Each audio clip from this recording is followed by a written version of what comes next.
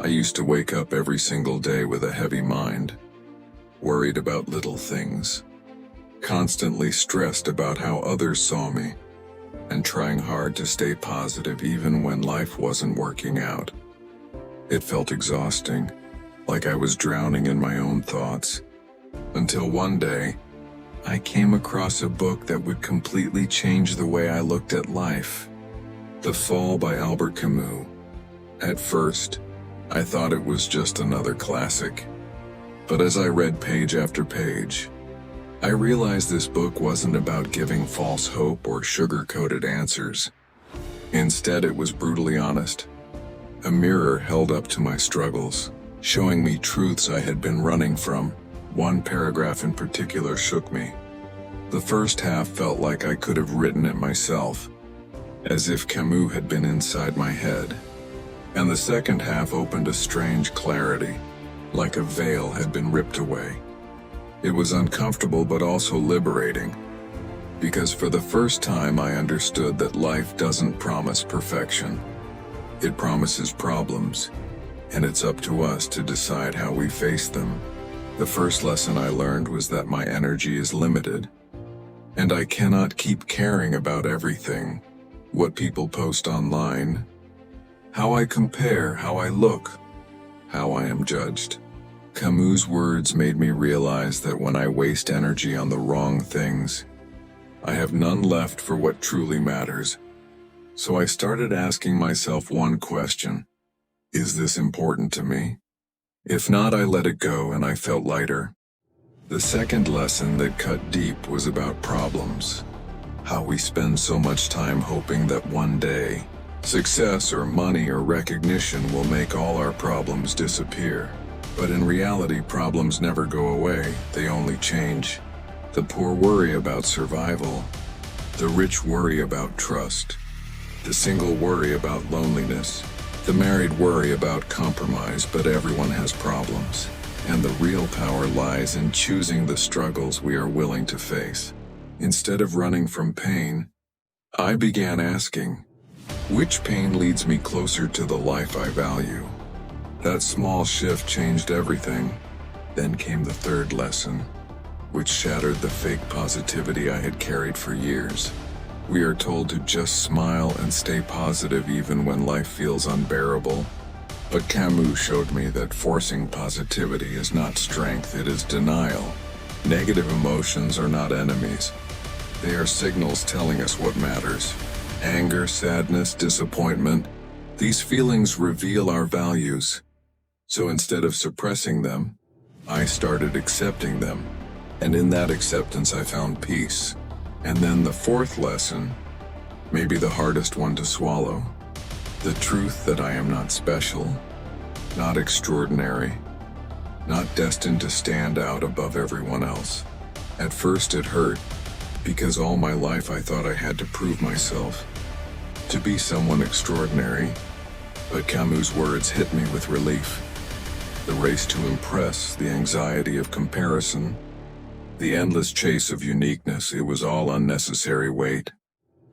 By accepting that I am ordinary, I felt free for the first time in years, because the pressure was gone. I no longer had to compare myself to others or fight to be noticed. I could live authentically in my own truth without chasing illusions. These first 4 lessons alone were enough to shift my mindset completely. But Camus didn't stop there. His words hinted at something deeper, something even more challenging: responsibility, choice, and the courage to stop living for others. Those next lessons would push me to look even harder at myself, and they would change not just how I thought but how I lived. The next part of my journey with Camus' The Fall took me even deeper, because the lessons that followed were no longer just about shifting my mindset. They were about changing my behavior, how I reacted, how I lived, and how I defined myself. The 5th lesson was about responsibility, and it hit me harder than I expected. For so long I blamed people around me for how I felt.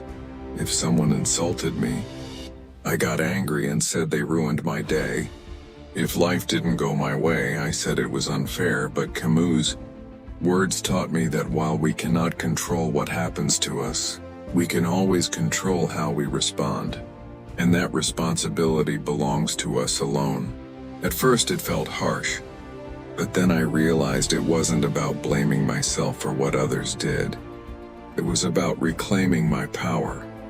The moment I started asking myself, how can I respond in a way that makes me stronger, instead of why did this happen to me, my life began to shift. Suddenly I wasn't a victim anymore, I was in control. The sixth lesson was equally powerful. Struggles are unavoidable, but instead of dreaming about a perfect life without them, we must choose the struggles worth enduring.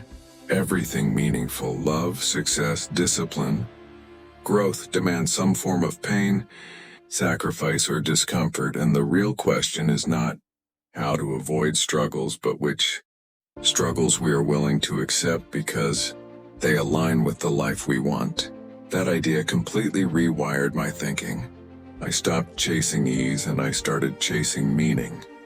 If waking up early hurt, I accepted it because it gave me more time for my goals. If rejection hurt, I accepted it because it meant I was trying and learning. For the first time, I wasn't afraid of discomfort. I was using it as a compass. And then came the seventh lesson, which may be the most freeing of them all, the courage to stop caring what everyone else thinks. For years, I lived in the prison of other people's opinions, making choices not for myself, but for how they would look to others. Avoiding risks because I feared judgment, dressing, speaking, and acting to impress people who probably weren't even thinking about me. Camus shattered that illusion with a single truth. Most people are too caught up in their own lives to constantly judge yours, and living for their approval only steals your freedom. So I stopped chasing validation and started making decisions that felt right to me. And the moment I did that, life felt lighter, freer, and more authentic. By the time I finished the book, these 7 lessons had become like stepping stones, guiding me from a place of confusion and anxiety to one of clarity and strength. I realized I don't need to be extraordinary. I don't need a perfect life. I don't need to impress anyone. What I need is authenticity, responsibility, chosen struggles, and the courage to care only about what maybe that's why the fall has anchored itself so deeply in my mind. It didn't give me illusions. It gave me truth, and in that truth I found real freedom. So here's my message to you. If these lessons connected with you, even one of them, try to apply it in your own life today, because you'll be surprised how much lighter, freer, and stronger you feel once you stop wasting your energy on the wrong things. Which lesson resonated with you the most? Was it the power of taking responsibility, the freedom of being ordinary, or the courage to stop caring about what others think? Share your thoughts in the comments because I'd love to hear your story. And if this video inspired you or gave you clarity, make sure to like the video, subscribe to the channel for more insights, and share it with someone who needs to hear this today. Thanks for watching, and I'll see you in the next video.